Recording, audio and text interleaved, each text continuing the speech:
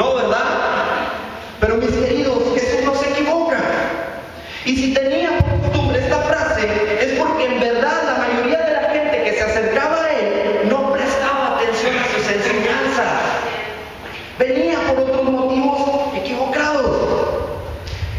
Déjame te platico un poquito para luego llevarte a lo que compete a la porción de la palabra de este mensaje. Cuando Jesús inició su ministerio, comienza recorriendo la región de Galilea, ¿sí? Predicando en las sinagogas y los alrededores, haciendo milagros. De entre ellos quiero destacar uno que se encuentra en Marcos capítulo 1 del versículo 40 al 45. No lo busques por ahí, si quieres anotarlo, luego lo buscas. Parafraseando les cuento que en esta ocasión Jesús sana a un leproso. Pero cuando lo sana, Jesús le da una instrucción muy importante. Le dice: ve y preséntate delante del sacerdote y haz conforme a la instrucción de Moisés. Pero no le digas a nadie. Si conocemos la historia, adivinemos qué hizo el leproso. Todo lo contrario, ¿sí? Se empezó a divulgar el trabajo del maestro por doquier, ¿sí? Empezó el Señor a hacerse famoso. Empezó la gente a escuchar acerca de él. Y por consecuencia, cuando Jesús quería entrar en un lugar, no podía por causa de la multitud. Que mejor, fíjense, lo que mejor hacía era que se quedaba afuera. Aún así la gente iba a buscarlo. En dos ocasiones se encontró a Jesús en la misma Galilea, pero a la orilla de un lago enseñando.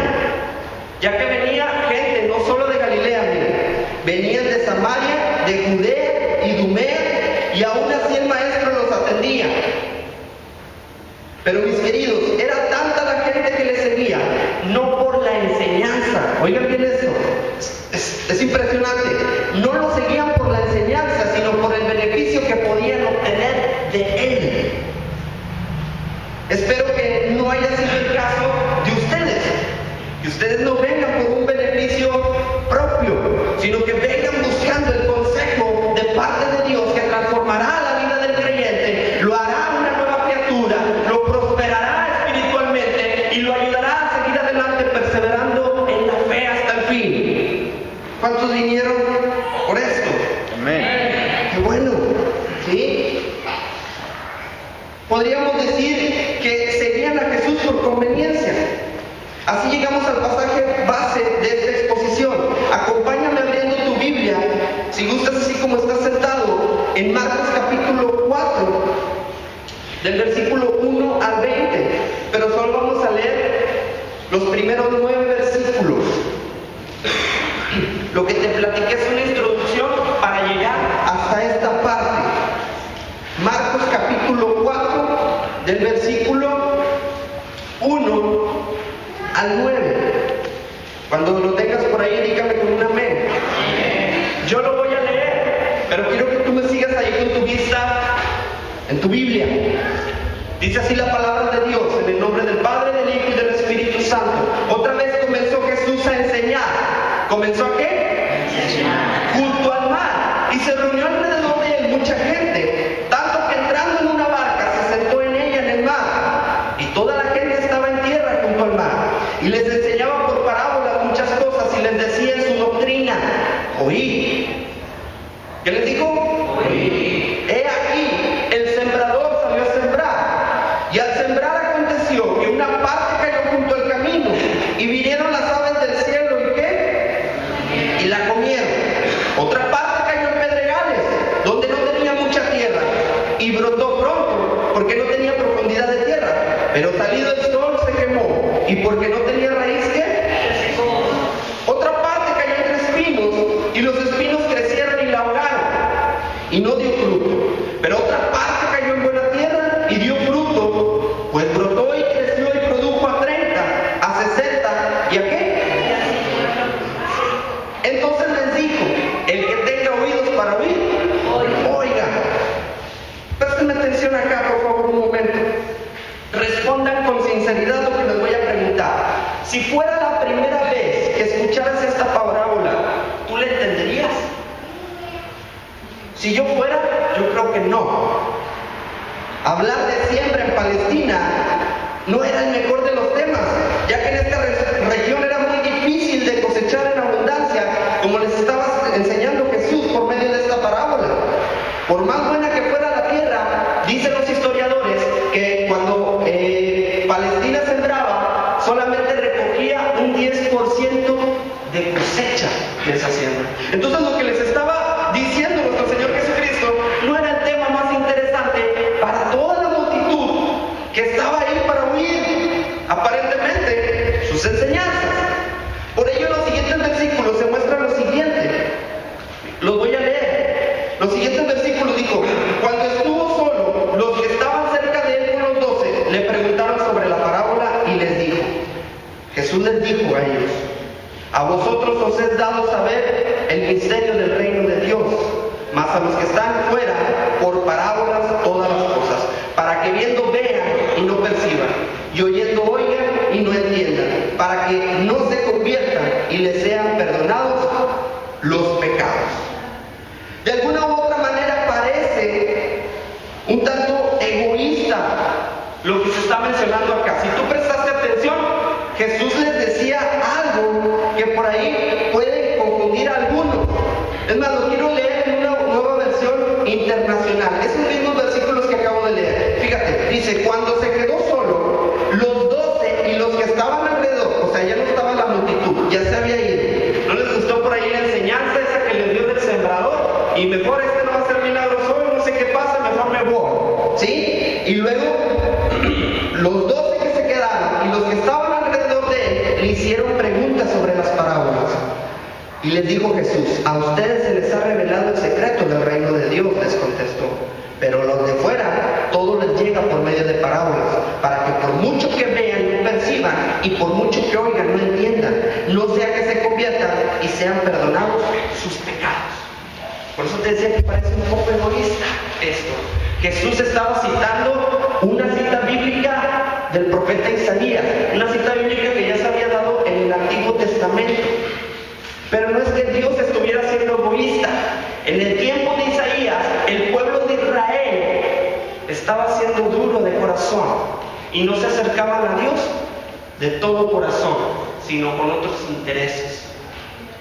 Entonces se parece algo a lo que te estoy platicando de Jesús en ese tiempo, porque la gente no se acercaba para escuchar las enseñanzas del maestro, se acercaba por una mera conveniencia, que si le sanaba el hijo, que si le sanaba la hija, que si le podía restaurar su economía, que si podía alimentar a todos, que si podía liberar endemoniados, puras cosas de beneficio propio, pero que en nada les aprovechaba. ¿Sí? Mis queridos, necesitamos la revelación divina. Todo aquel que haya venido esta tarde para ser transformado por la palabra de Dios, dígame amén. Amén. Y síganme en una oración, pidiendo revelación divina de los secretos del reino de Dios. Así como están, cierren sus ojos y vamos a orar para recibir revelación divina de parte del Señor. Lo que Dios quiere hablar a tu vida, que en esta noche Él lo manifieste en tu corazón. Padre, en el nombre de Jesucristo, te rogamos con todo nuestro corazón que tú nos hables, que tú hables a nuestra vida. Espíritu Santo, te ruego con todo mi corazón que seas tú penetrando hasta lo más profundo del corazón de cada uno de estos jóvenes que en esta noche han venido acá para escuchar tu consejo, escuchar tu palabra. Señor, en el nombre de Jesucristo, abre su entendimiento y prepara su corazón para lo que tú vas a hablar en esta noche. Señor, sea hecho conforme a tu voluntad y no a la nuestra, en el nombre de Jesús. Amén. Para que ellos pudieran entender esta parábola necesitaban revelación divina. Por eso te hacía una pregunta, siendo sincero: si tú hubieras escuchado por primera vez esta parábola, ¿lo hubieras entendido?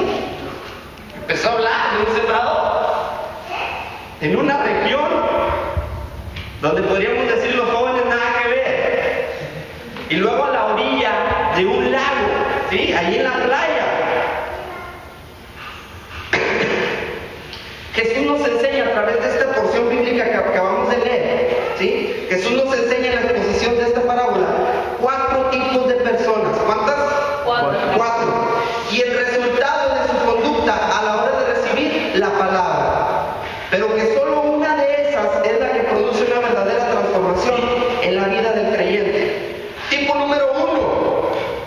Repitan conmigo, los cristianos desorbitados.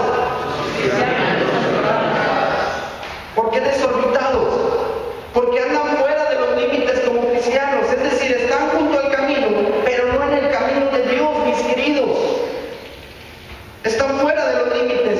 Jesús narra que un sembrador salió a sembrar, ¿sí? Y explica que el sembrador es el predicador. Lo que va a sembrar es esa semilla que es la palabra, ¿sí? Jesús continúa narrando, dice que al esparcir la semilla, una parte cayó junto al camino, y llegando los pájaros se la comieron, y explica que hay personas que son como lo sembrado junto al camino. Tan pronto como oyen la palabra, viene Satanás y la quita de ellos. Porque después de que los discípulos le preguntaron de qué se trata esa parábola, Jesús les empezó a explicar de qué se trataba. El tipo número 1, dijimos, los cristianos desorbitados. Hay estudiosos de la Biblia que piensan que una persona que no da fruto es por culpa del sembrador, diciendo, debiera haber sembrado en buena tierra. Pero si prestaran más atención a lo que Jesús está diciendo, se darían cuenta que Jesús no pone de relieve, ¿sí? No lo pone de relieve al predicador. No pone de relieve tampoco la palabra. No pone de relieve tampoco a Satanás. A quien pone de relieve es al terreno donde es sembrado. ¿Quién es ese terreno? Tú y yo. ¿Qué te quiero decir con esto? ¿Sí? Perdón.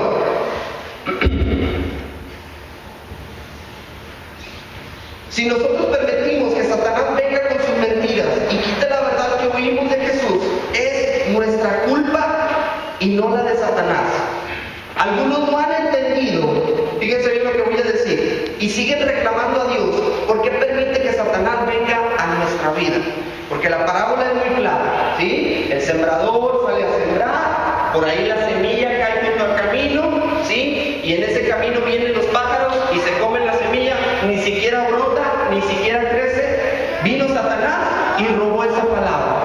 Y muchos cristianos hasta el día de hoy le reclaman a Dios que por qué permite que Satanás venga a nuestra vida. Si nosotros leyéramos un poquito más con entendimiento esto que acabamos de ver, ¿sí? Se darían cuenta que la semilla en nada aprovecha fuera del camino, ¿cierto? Por tanto, viene el pájaro y la come y no pasa nada. Así Satanás, mis queridos, es como un filtro para Dios. Para dejártelo más claro, quisiera invitar a Consuelo que pase al frente. Javi, vente para acá. Voy a invitar a Valeria y Eli también. Bueno, Valeria y Consuelo se ponen de aquel lado, ¿sí? Eli, vienen de este lado, y Javi, tú quédate aquí en medio, ¿sí? Te voy a explicar cómo funciona esto. ¿Por qué Satanás, o más bien por qué Dios permite que Satanás venga en la vida del cristiano? Lo único que te dije es que la semilla cae fuera del camino. En nada aprovecha allá fuera del camino, los pájaros vienen y se la comen. Fíjate cómo Dios utiliza a Satanás. Eli, tú vas a hacer una representación del Señor, ¿sí? Y estás esperando a 2 de tus hijas, ¿sí? Por las cuales tú diste su vida, que las cante por ellas. Mi hermano Javi va a ser Satanás y va a estar en él, ¿sí? Primero va a caminar Consuelo hacia acá.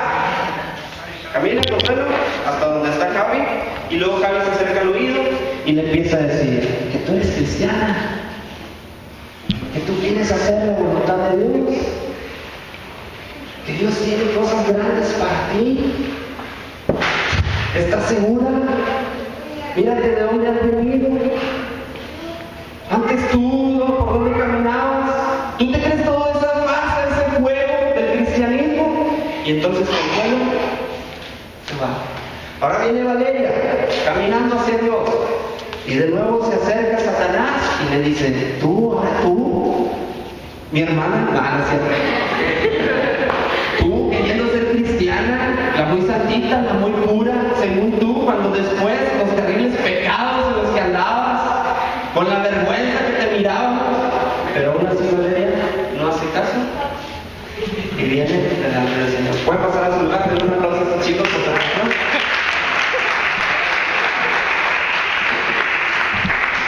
Satanás, Dios permite que Satanás venga a tu vida para probar si realmente tú estás dispuesto a dar tu vida por Él. Y va a seguir viniendo. Cuando nosotros desertamos del camino, cuando nosotros no estamos en el camino de Dios, sino junto al camino, es fácil, vamos a ser arrastrados por Él y va a robar esa palabra de esperanza que Jesús ha puesto en nosotros. La culpa no la tiene Satanás, la culpa no la tiene Dios, la culpa no la tiene el predicador, la culpa no la tiene la iglesia, la culpa la tenemos nosotros. Cuando cedemos a eso, cuando Jesucristo trata de sembrar esa palabra de esperanza en tu vida y tú prestas más atención a la voz del enemigo que a la voz de Dios.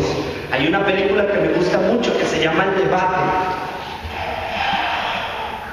Tiene algo de cristiano por los escrupulosos, ¿sí? Para que no digan que ando haciendo publicidad de películas no cristianas.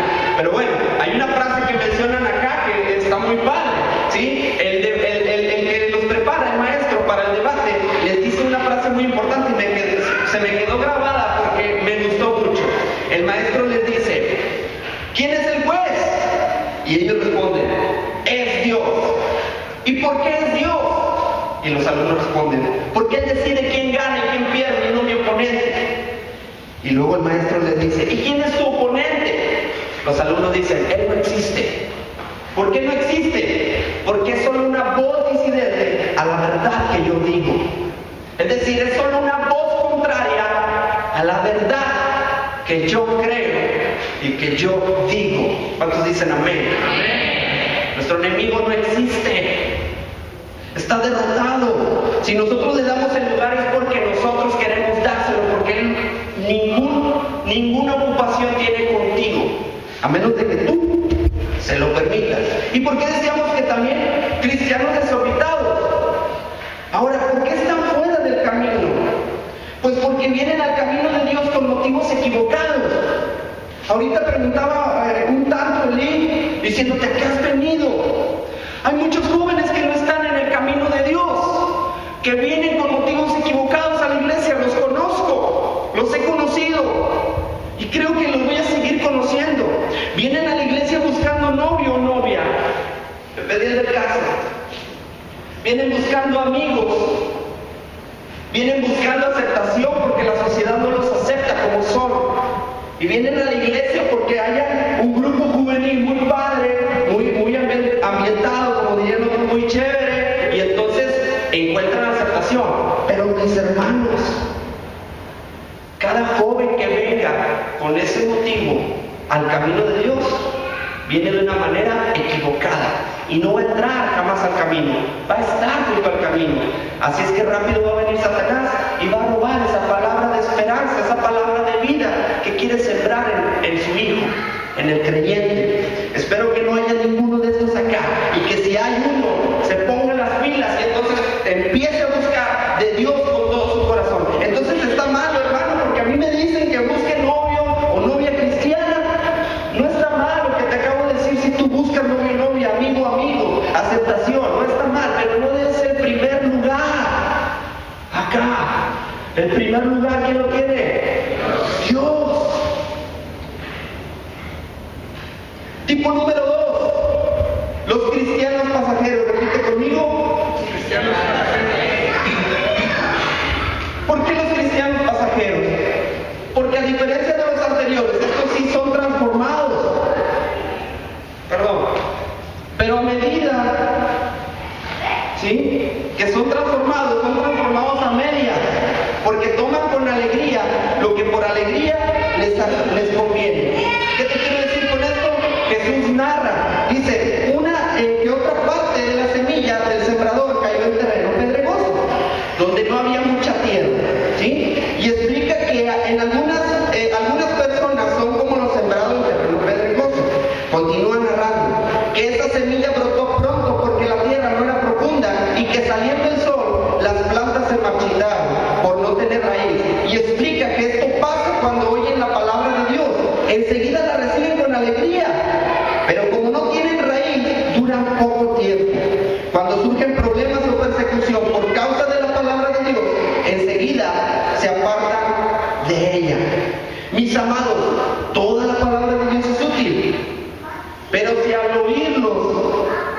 al oír esta palabra, perdón, en ustedes solo causa alegría o tristeza, no va a servir de nada. Se preguntarán, entonces está mal que nos alegremos o nos entristezcamos cuando escuchamos la palabra de Dios. No, no está mal.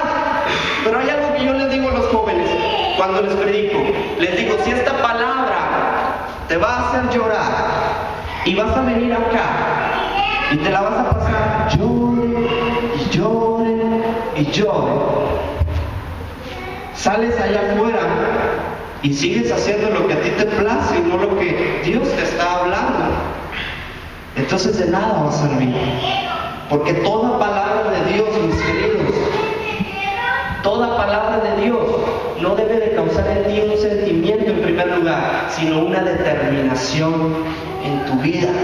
Por eso los llamaban los cristianos pasajeros. Porque la palabra de Dios debe de tomarse con determinación. Ustedes deben saber que todo, repitan conmigo, todo.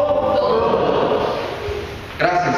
Todo sentimiento es pasajero y el Evangelio no es sinónimo de felicidad ni de tristeza. Es mucho más que eso.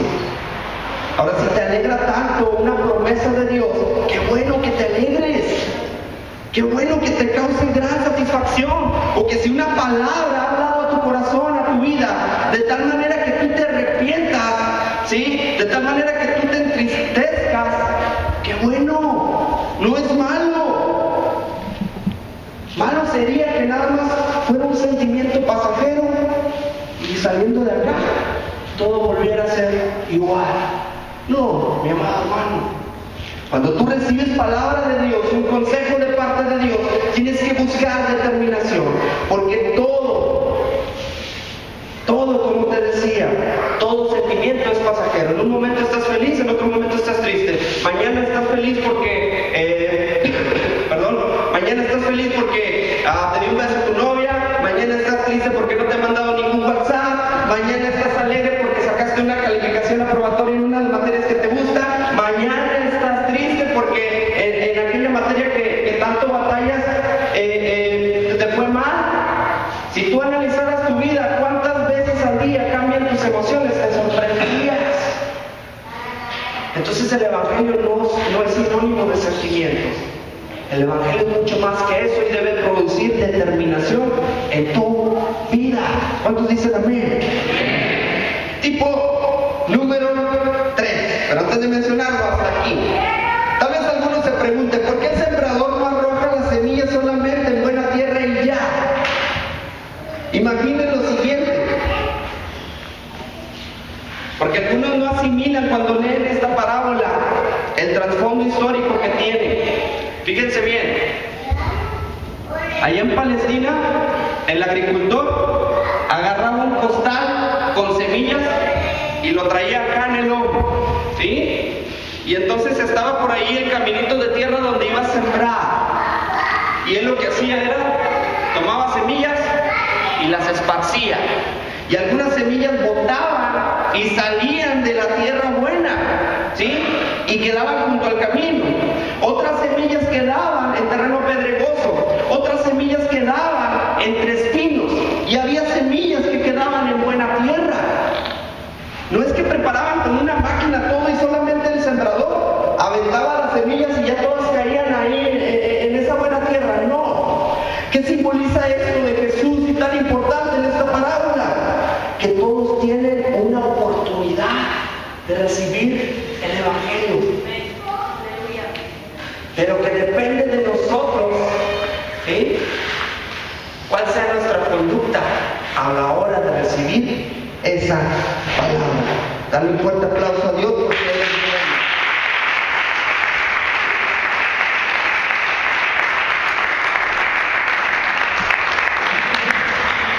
Tipo número 3, los cristianos asfixiados. Repite conmigo. Cristianos asfixiados. ¿Por qué asfixiados? Porque al igual que los anteriores son transformados, hay un cambio, ¿sí? Brotan, crecen, pero no por completo. No viven su libertad en Cristo. Al fin terminan ahogados por la vanidad de esta vida. Jesús narra a continuación que otra parte de la semilla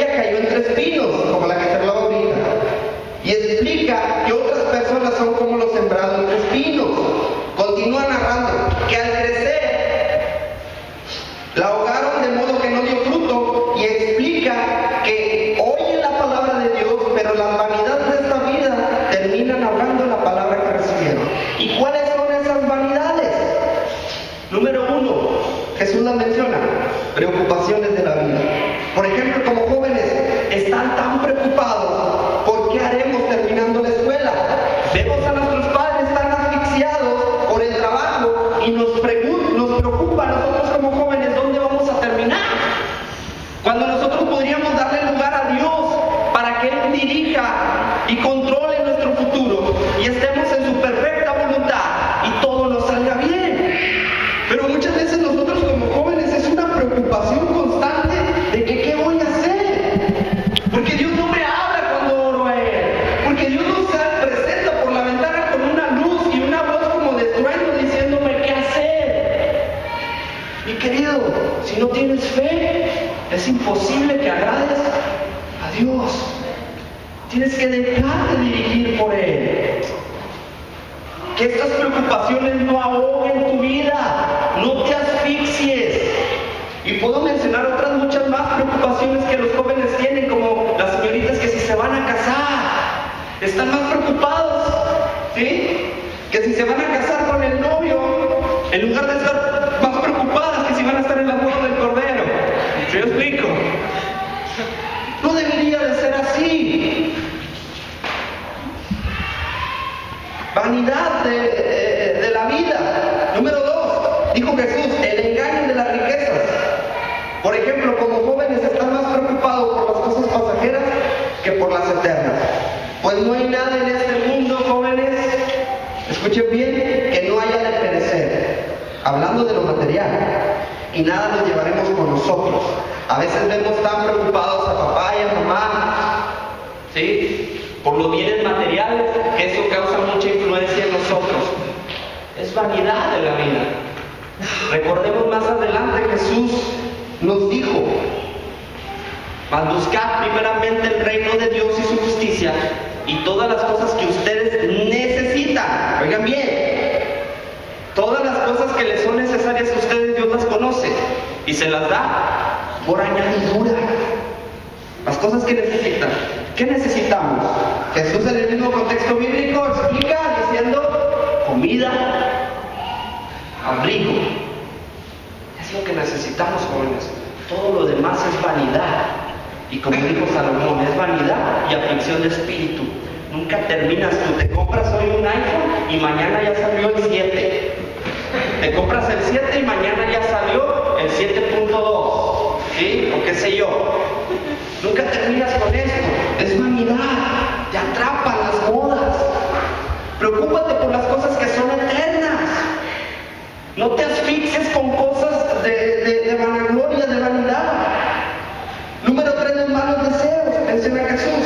Por ejemplo, los jóvenes están más preocupados por darle placer a su cuerpo, aunque Dios les demande santidad. Y después terminan los jóvenes todos asfixiados por el remordimiento de su conciencia. ¿De qué hablo acá? Nuestro cuerpo, por su naturaleza pecaminosa, tiene muchos malos deseos. Y muchas veces por esa concupiscencia somos atraídos, somos seducidos, somos arrastrados, a tal grado que cuando cometemos aquello que no deberíamos de hacer, ya estamos pecando. Y cuando estamos pecando constantemente, ya estamos dando luz a la muerte espiritual. No des placeres a tu cuerpo que no son necesarias. A veces pudieras cumplir algún antojo de un alimento, pero ¿sabes a qué me refiero con malos deseos? No le des lugar a eso. Son vanidad y nada aprovecha. Este cuerpo, por más que lo llenes de cerveza, por aquellos que tienen por vicio esto, gracias a Dios fue librado de aquello, te das cuenta que es un placer pasajero. Y al día siguiente te estás lamentando. No tienes idea, espero que tú nunca hayas pasado por eso. Pero si como un servidor fuiste alcohólico, gloria a Jesucristo, porque me ha librado de las ataduras de ese vicio maldito que estaba destruyendo mi vida, mi economía y mi familia. Tipo número 4, los cristianos. ¿Quiénes son? Los cristianos, por ahí, gloria a Dios, también dio un grito de júbilo, qué bueno. ¿Por qué cristianos simplemente? No es mucho más que eso. Son cristianos íntegramente en toda la extensión de la palabra, seguidores de Jesús, hijos de Dios, coherederos de la gloria de Dios. ¿Cuántos dicen amén? transformados por la palabra de Dios. Pero mira, Jesús narra que las otras semillas, es decir, lo que ahorita te platicaba que sucedía, que aquel hombre agricultor cogía por ahí un costal y tenía muchas semillas y empezaba a regarlas por ahí, ¿sí? Dice Jesús, pero las otras semillas cayeron en buen terreno. Y explica que algunas personas son como los sembrados en buen terreno. ¿Cuántos dicen amén? Amén. Continúa narrando que brotaron, crecieron y produjeron una buena cosecha que no rindió el 30% ni el 60% solamente, sino al 100%. Y explica lo siguiente, algo que me encanta y que me es necesario decir. Tú muchos fines de semana o entre semana escuchas muchos sermones acá, muchas predicaciones, mucha palabra de Dios. Pero yo te confieso algo. Para mí, en lo personal, espero que esto te mueva, porque a mí me movió alguna vez cuando lo vi acerca de un predicador, se llama Paul Washer, no sé si lo hayan escuchado, pero me movió una frase que él dijo y desde entonces la aplico, ¿sí? A mí me gustan los sermones que me dicen cómo hacerlo, no qué hacer. Porque los sermones que vienen y me narran acá nomás qué hacer, pues yo fácil lo puedo leer en la casa y ahí veo qué es lo que tengo que hacer. Pero muchas veces me entra la duda y yo digo, ¿cómo le hago? ¿Cómo puedo hacer yo? Si tú te preguntas, yo no quiero ser de los que están en el terreno pedregoso y que viene Satanás y le quita la palabra. Yo no quiero ser de aquellos que están en terreno pedregoso y que por no tener raíz fácil con el tiempo se marchitan. Yo no quiero ser de esos terrenos que están entre espinos y que ahogan la palabra. Yo quiero ser un buen terreno donde la palabra, ¿sí?, sea productiva y de una cosecha que rinda el 30, el 60 y hasta el 100%. ¿Cómo hacerlo? Si nosotros pusimos atención, Jesús nos dijo aquí mismo cómo hacer esto. Número 1, Él dijo, y para esto me voy a trasladar a la palabra de Dios justamente en ese versículo para que tú lo oigas con más claridad. Dice, bueno, en una versión internacional, pero otros son como los sembrados en buen terreno. Oyen la palabra, repite conmigo. Oyen la palabra. La aceptan. Y producen. Hasta ahí. Una cosecha que rinde el 30, el 60 y hasta el 100 por uno. Aquí Jesucristo nos está diciendo cómo podemos ser un buen terreno. Que sea productivo.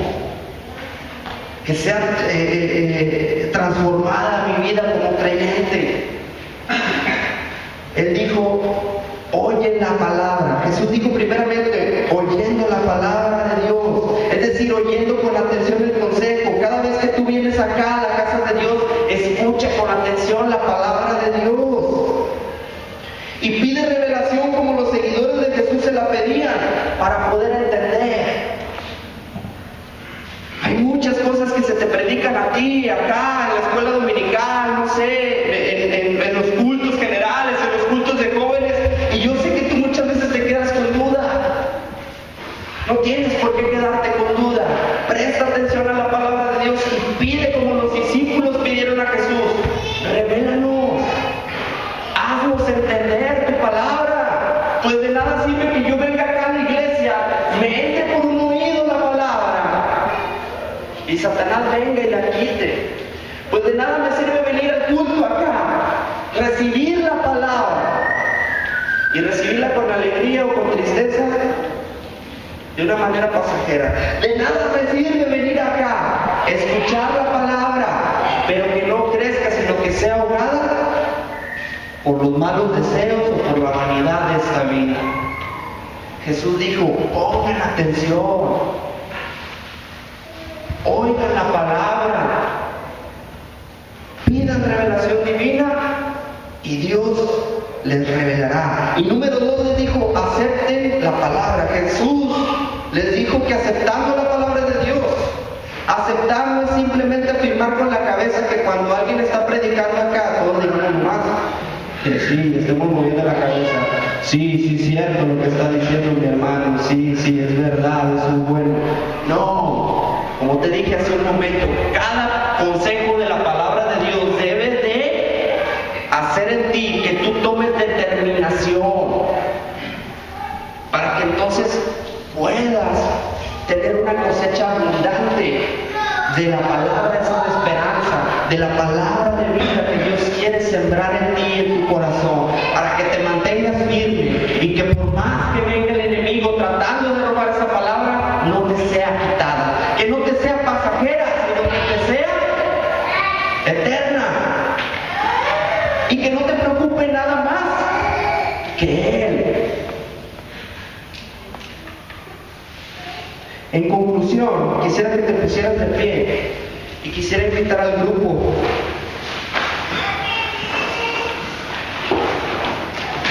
como conclusión.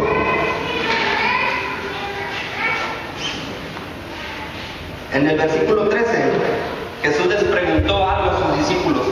Escucha con atención, Nueva Versión Internacional. Ya después de que sus discípulos le dijeron que les hiciera entender esta parábola, fíjese bien lo que Jesús les preguntó. ¿No entienden esta parábola?, continuó Jesús. ¿Cómo podrán entonces entender las demás? Esta parábola, mis queridos, es como el alma mater, es la principal de entre todas. Y Jesús les estaba diciendo, si no han entendido esta parábola, ¿cómo van a entender las demás? Es decir, si ustedes no han entendido esta palabra, que es necesario que ustedes sean un buen terreno y que al recibir la palabra por un predicador, ustedes no solamente la oigan, sino que además la acepten y la lleven por obediencia. Jesús les preguntaba, ¿cómo podrán entonces entender las demás? Estoy hablando a tu intelecto.